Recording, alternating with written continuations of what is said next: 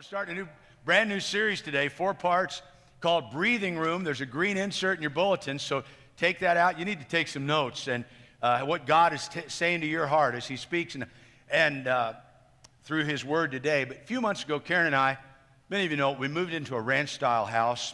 5 years ago when we moved, we couldn't find one that we liked that fit our budget. But January 31st of this year, we were heading to church on Saturday afternoon, and we saw a coming soon sign placed across the street and down about 5 houses. And so I immediately phoned the realtor that was listed on that sign. And within 38 days, we had bought that house, sold our house, closed on both, and moved in. Now, for a 4-week period there, I really felt what it was like to have no breathing room, no margin in my life. I was going to bed after 11 every night, getting up before 4 each day. At one point, I had 5 days of mail that I hadn't looked at and over 1,500 emails that had piled up and hundreds of boxes that had to be packed and then had to be unpacked. And in the middle of all that, I was having my quiet time one morning, about 4 o'clock, and I wrote in my journal, how many people live their entire lives like this? With very little order, very little organization, no margin, no breathing room. We live in a world that pushes us to go, go, go. We don't have time to stop and rest, and we don't have time to reflect and think. And I think that's a huge problem. We're always in a hurry. We try to squeeze in so much stuff, as much as we can in our life. And the problem is, when God created us, He designed us to have margin in our life, to have breathing room. While it's okay, I think, for certain periods, brief seasons of our life to be just stretched to the limit, it's not okay for our entire life to be like that. It's not okay for your schedule to look like that. It's not okay for your finances to be like that, where you've squeezed everything in and there are no discretionary dollars, absolutely no room for error or for emergencies. It's not okay for your relationships to be like that, where everybody is running in 100 different directions. You never get together for a meal around a family table. You cram so much into your schedule, you get to the point where you don't really enjoy any of the stuff you do. And your kids don't either. They need a break. You may feel like you don't have any choice. You know, look around, everybody else's life kind of looks like yours. So you think, this is just the way it is in our culture. Or you tell yourself, this is just a season of life that I'm going through, and it's going to go away. But it never does. And at the end of the day, when your schedule and your finances and your relationships are spiraling out of control because there's just no room to stick anything else in, it really becomes a problem. And in 42 years of ministry, I've seen this more and more recently. But it's no fun to watch someone that you know and love who's so stressed out over their schedule that their relationships begin to deteriorate because they're just doing too much.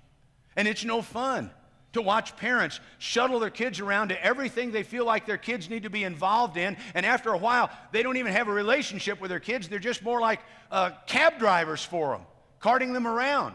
And it's no fun to watch a family that you know and love who is maxed out financially, no margins at all, and then they hit a financial bump, and the relationship goes south.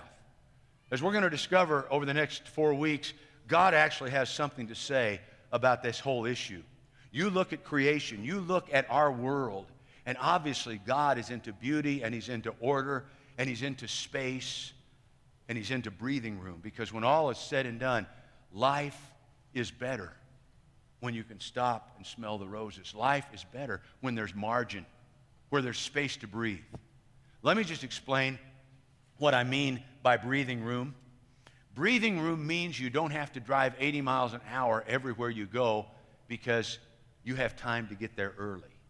Breathing room is when you actually have the time to talk to the people around you, time to have dinner around the family table. Breathing room is when there's money left at the end of the month. Breathing room is when you can enjoy all the things that you're doing because you're not doing all the things you could do, and you're not doing all the things that everybody else around you is doing. Breathing room is being able to show up for life group or worship and concentrate because you're not thinking about all the things that you have left undone that you have to do. Breathing room is being able to pray and stay focused on what you're praying about because your mind isn't so distracted by all the things that you've jammed into your schedule. Life is better with breathing room. And I don't think I have to convince you of that. But here's the thing. All of us have limits. There is a point at which you're going to redline your life financially or relationally or in terms of your schedule, and you just can't cram any more into it. Everybody has limits. Now, you may be extraordinary and have 3 times the limit and the capacity that I do, but everybody has limits. And if you live your life at the limit, eventually you quit enjoying life. In your attempt to get the most out of life, you lose control of your life. In your attempt to make as much progress as you possibly can, you trade in your peace for progress or prosperity. For you to consistently enjoy the life that God has given you, there has to be a sustainable pace. You look at Jesus. Jesus is our perfect example, and he was always living at a sustainable pace. There were days when he was very, very busy from morning to night, but he always made time to be alone with God. He always found time. He was never rushed. He was never hurried. There has to be a sustainable pace financially, relationally, and with regard to your schedule. When there's no breathing room, several things happen. Number one, stress levels go up. You know this. You've experienced it just like I did with our move. You know that awful feeling of being in your car and you're late for work, you're late for some really important meeting, and you're looking down at that clock and the seconds and minutes are ticking away as you drive and your stress level just grows. And that's true in every area of life. Where there's no breathing room. It's true financially, relationally, with your schedule. You know, here comes another bill. Here comes some stuff that you weren't expecting. Without breathing room, stress is inevitable and it's going to grow. Secondly, our focus narrows. We get so focused on the area where we have no breathing room, no margin, that we lose awareness of the other things around us. For example, you know, as long as I'm up here and I'm 2 or 3 feet away from the edge of this stage, I don't think much about it. I can pretty well focus on what I want to say, concentrate on that. But, you know, as I get closer and closer to the edge, I begin to wonder, you know, how close am I to the edge? And I begin to lose concentration about what I really need to be thinking about. You see what I mean? I can't concentrate on what I need to say. My focus shifts to wondering how close to the edge I am. When there's no margin in your life, when you're running at the limits, there's no breathing room, our focus narrows, often in a very unhealthy way. We get distracted to the point of only focusing on our financial problems or only focusing on these relational struggles, and then those things begin to control our lives, control our emotions in a negative way, and they color everything else we do. Now, I know we all have seasons of life or periods during the week where we have to be super extraordinarily focused on something. But if you live your entire life like that, then you unintentionally begin to neglect the things that are really important. Those things that are urgent and cry out to you, you take care of, but you neglect the really important things. And so our relationships suffer. If there's no margin, you know, if we're always on the phone or uploading stuff to Facebook or checking email or playing video games or bringing home work from the office, if our finances are a mess and we go from one crisis to another because there's no margin, if we keep our schedule booked solid and we're just like a taxi taking our kids from one activity to the next, I can tell you relationships are going to suffer. And you know that. And I hope you also know that your joy in life, your contentment, your peace, your satisfaction is measured by the health of your relationships. Your joy doesn't come from your prosperity. It doesn't come from your success at work or in your career. It's relationships that are the most important thing in life. Jesus told us that in those 2 scriptures that summarize the entire Bible. Number 1 is our relationship with God. And number 2 is our relationship with the people around us.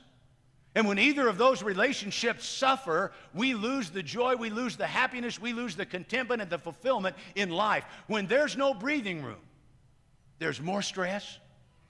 Our focus narrows. We begin to tune out the things that are really important because we just don't have the emotional bandwidth for them. And ultimately, the thing that really brings joy to life, our relationships, the most important things in life, suffer. So why do we do this? Nobody wants more stress. Nobody goes around saying, I want to be so focused on my problems that I ignore my family and my friends. I want my kids to run for cover when the garage door opens. I want my spouse to sweat when I walk in the door. Nobody wants that. That's not why we got married. That's not why we had kids. That's not why we want to get married or have a family. And again, our excuse is, well, I can't help it. It's just the way the world we live in is. And that's a factor. It's just the nature of the business I'm in. And that's part of it. It's the season of life I'm going through, and that's part of it. And some of you may be as honest enough to say, well, part of the reason my schedule and my finances, my relationships are out of control is because I just lack discipline. And I think discipline is a part of it. But I think there's a more fundamental thing that drives our hectic schedules, that drives our spending, that hurts our relationships. And if we're willing to see it and admit it, I think we can do something about it. But until we do, we won't. I think it's this: fear keeps us from having the breathing room that we need. Fear. Suppose we were having lunch this week, and you were telling me how busy you were, had you no margin in your life, you couldn't get everything done. And I said to you, why don't you just get off the treadmill, gear down, and get out of the rat race? And you might respond this way: well, if I didn't do all they expect me to do at work, I'm afraid that, I just tell me that just this last week, I'm afraid that they'd let me go.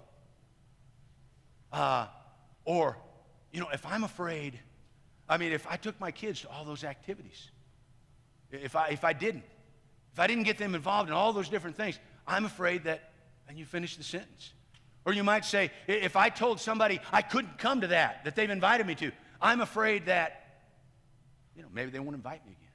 Afraid of what they might say about me, what they might think about me. If I told my daughter she could do gymnastics and swimming, but this year she couldn't do softball and dance, I'm afraid that maybe she'd miss out. See, I'm afraid. None of us want to be fearful.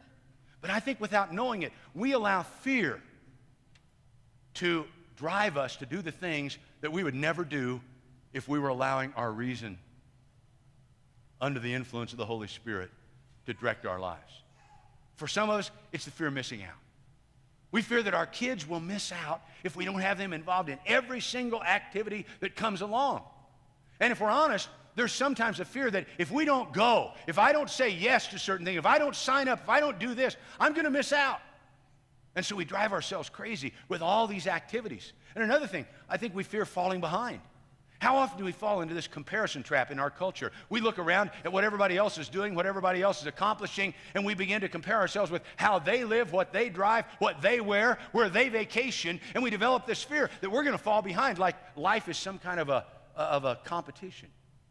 And maybe you're not afraid of falling behind, but your spouse is, and they keep pushing you and pushing you and pushing you to keep up. A lot of times I think we're just afraid of what people might think if we don't do what they expect us to do or what they think we should do. Listen, we need to get over our fear of man. The Bible says Jesus never feared man. Why? Because we only play to an audience of one. It doesn't matter what my neighbors think. What matters is what God thinks. And what I've found is if you live your life to please God, you tend to be fairly pleasing to the people around you. There's also a fear of not mattering. Most of us want our life to count for something. We want to make a contribution. We want to make a difference in somebody's life. We want to see change and progress, be able to look back over our year and say, I got something done. But I think many of us fear that we won't matter. And then we begin to equate busyness and doing things and spending and accumulating with what it means to matter in life. What we do, very subtly, is make things more important than people.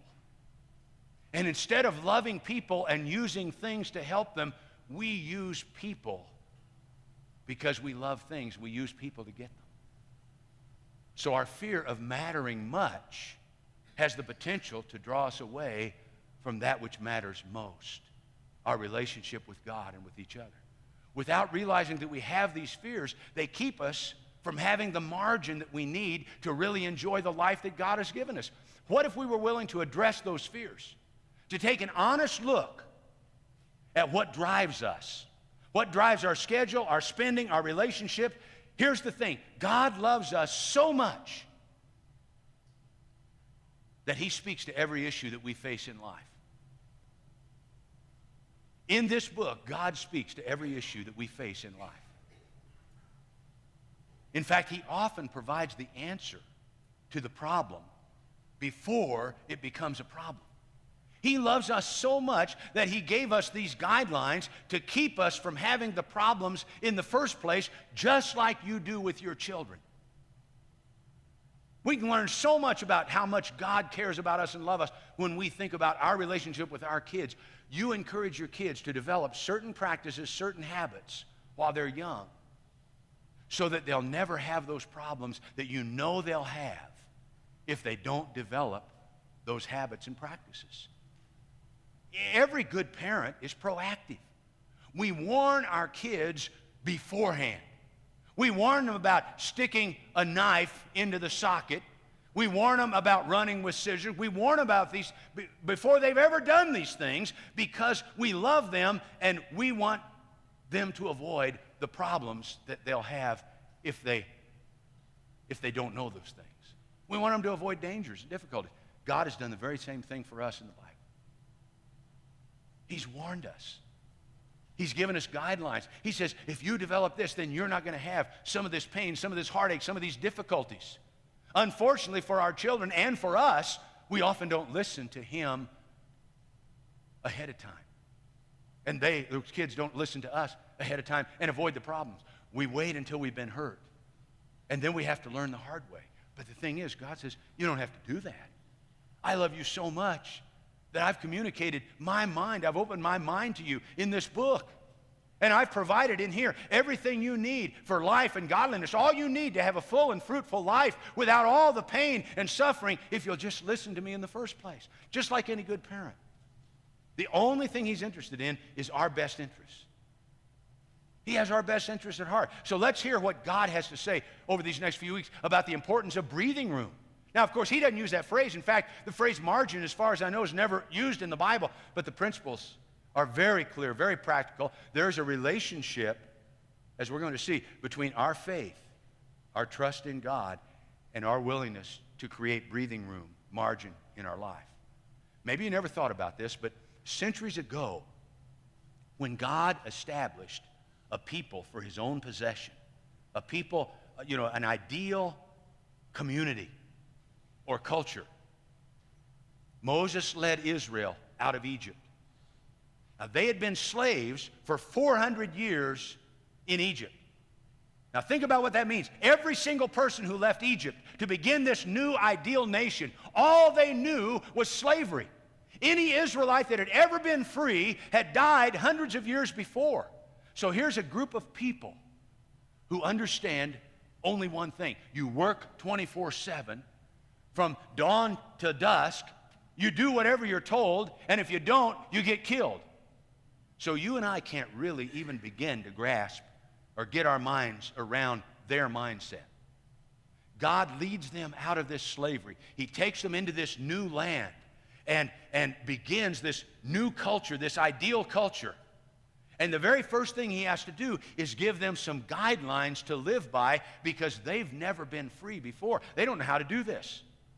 And he gave them 613 rules or laws. And the reason that there's so many is because he was establishing this brand new culture, and he had to help them to think in a brand new way, to have brand new values they'd never had before, brand new way of living. They had to know how to live outside of slavery as free people. And in these commandments, God built breathing room into this new culture. One of the big ones, the one you're most familiar with because it made the top 10 list, is the Sabbath. One of the first things God says to them after he brings them out, he gathers them together at this mountain, he says, you must take a day off. Every Saturday, no work. Now, to us, this is no huge deal. Most of us get 2 days off in a week. But this had to be staggering to them, because all they knew was work from morning to night. They'd never done anything else in their entire lives or been around anybody that did. And besides, this was an agricultural economy. It was a hand-to-mouth lifestyle. If you didn't work, you didn't eat. They had no prepackaged food. They had no way to keep food from spoiling. They didn't have Costco and Sam's Club where you could go and get samples every weekend. It was almost impossible, I think, almost impossible for us to understand in this day of refrigeration and grocery stores and fast food markets, for us to understand this. But the idea for them of taking an entire day off without work was so foreign. Their first reaction would be, how can we take a day off? We'll starve. I mean, we can't put food away. We won't have enough food. Who's going to milk the cows? Where are we going to get our milk? Who's going to pick the vegetables? Who's going to collect the eggs? Those things will spoil. We can't take a day off. Now, by the time Jesus came along, the Pharisees had taken the Sabbath to very unhealthy extremes.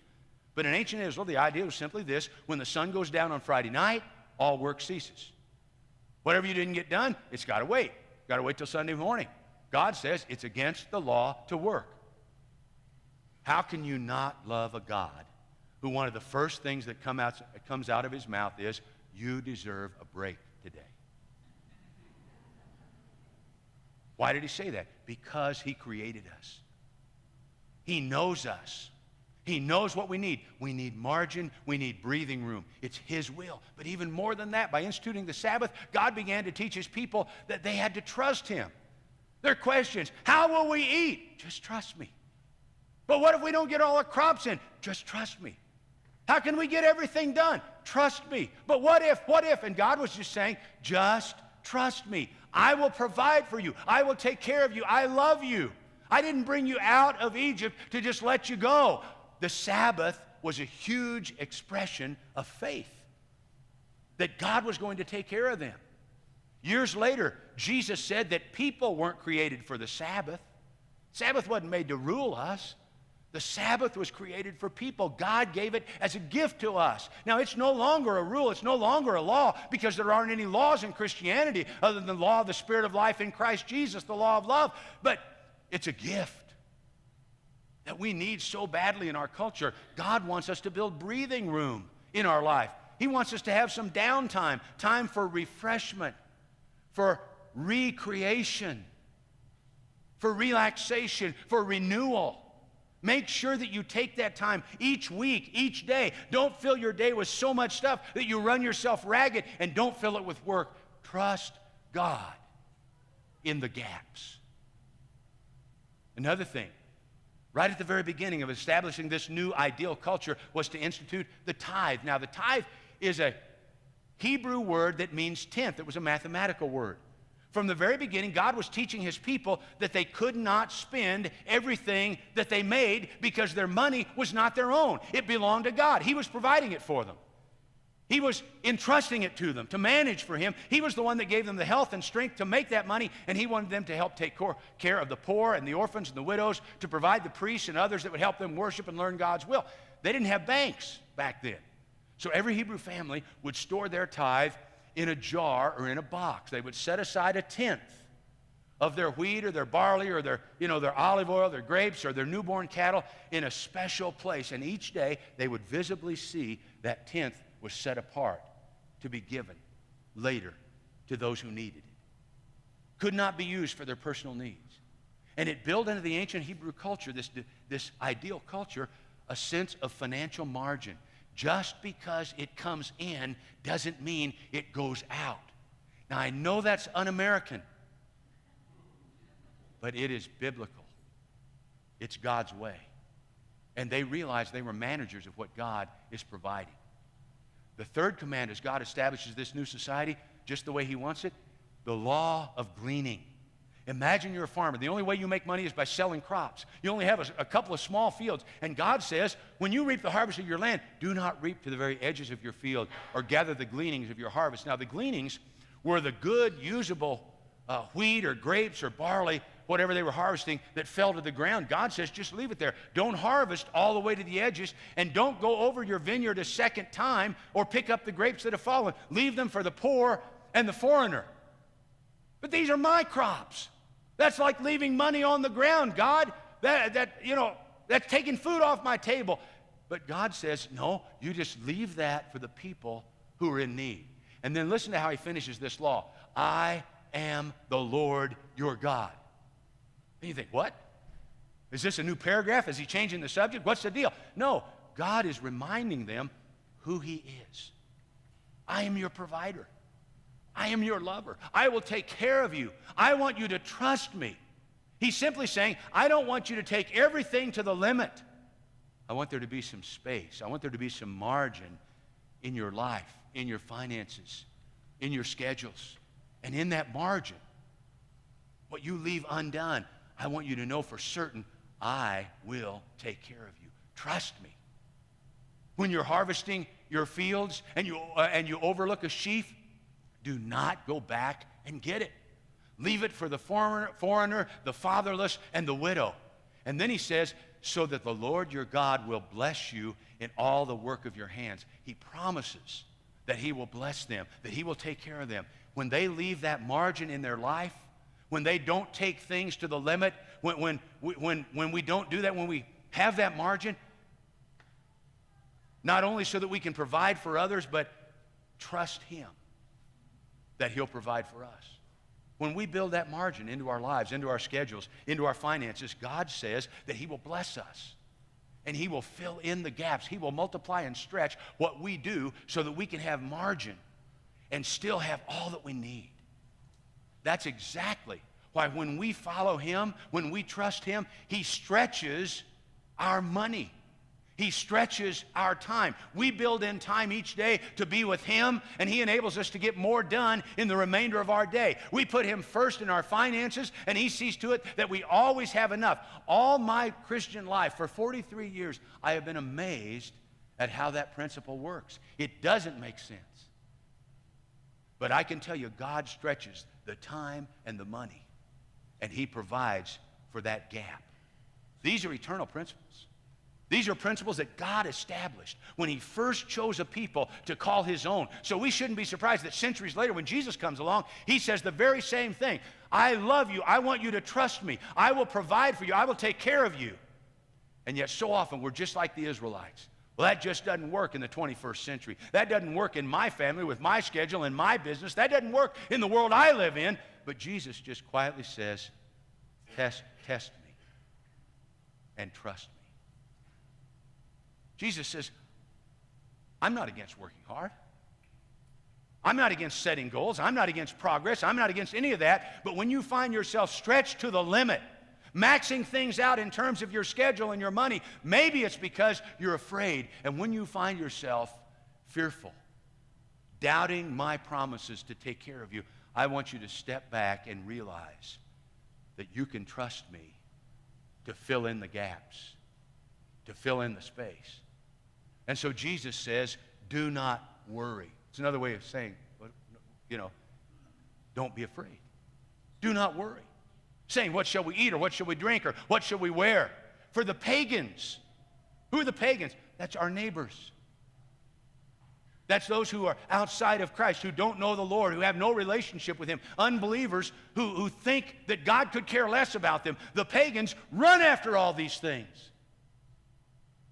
Don't get caught up in the culture, in their mad dash for all this, because your heavenly Father knows that you need them. This one who created you and loves you and cares about you and has promised to provide for you, he knows that you want the best for your kids, that they need to go to school, they need to go to college. He knows that you need to eat, you need a roof over your head, you need clothes on your back, food on your table, wheels to get you to work. He knows the pressures you face at work, the pressures you face in this culture. He knows that. He knows you through and through. Now, if you realized that your heavenly Father, who loves you so much that he sent his own Son to die for you, who loves you more than you can even grasp, if you realize that that heavenly Father who loves you so much is the creator, the ruler of this universe, that he has all power, he is all power in heaven and on earth, and he loves you. If you really understood that, he knows what you need. What would happen to this fear? Your fear of not having enough if you built margin into your life. Your fear of not measuring up unless you worked yourself to death. Your fear of not succeeding if you made breathing room. God knows you need to breathe. He's the one that gave you these gifts of the Sabbath and the tithe and the gleaning. So he wanted to make sure that his people built margin into their life. Faith means that we trust him enough to do what he says. that we receive the gifts that he gives to us, that we believe and claim the promises that he makes to us.